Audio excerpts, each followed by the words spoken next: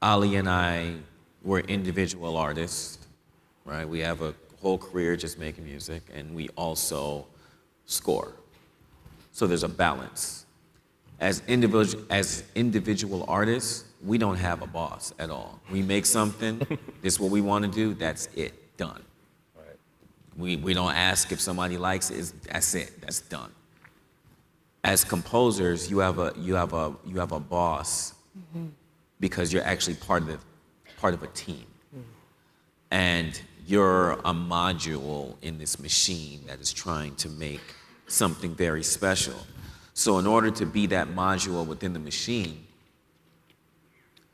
you have to do what it takes to make the entire team happy. Just like Ali was saying before, you can't have an ego about it. Right. We can have a hell of an ego about our own music. Oh. But with that stuff, you can't really have an ego about it.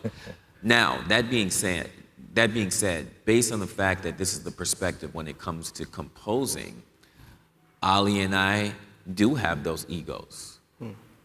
But what I mean by that is we don't put ourselves in positions where we'll have a job, a high-paying composing job, when we're hired to do music we don't feel like doing.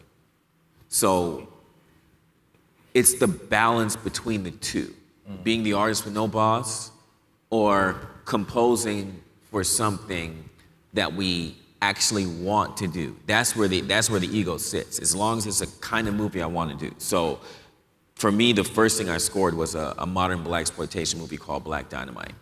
And give it up. And with that movie, I was also a film editor. So I was allowed to edit the film and also compose.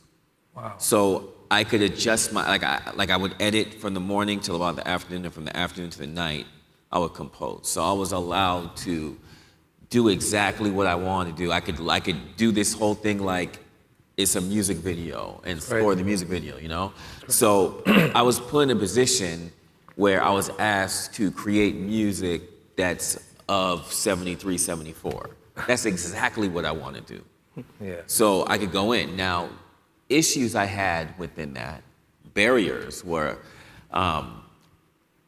people have expectations based on what they understand to be true. One thing is if a scene needs to be ramped up, it needs to be more exciting. Most people think that you have to have a fast tempo, right? You know what I'm talking about. Yeah. You know what I'm talking about, right? Yeah. So I would tell them like, yo,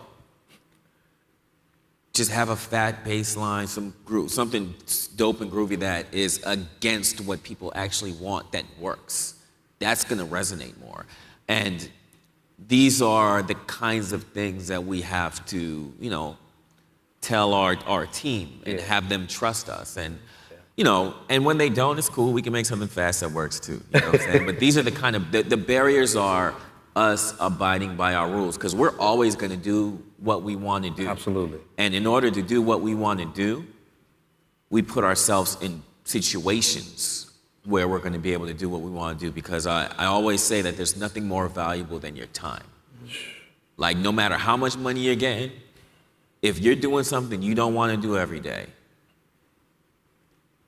you're giving them more than you think you are. Like, it's always about your time.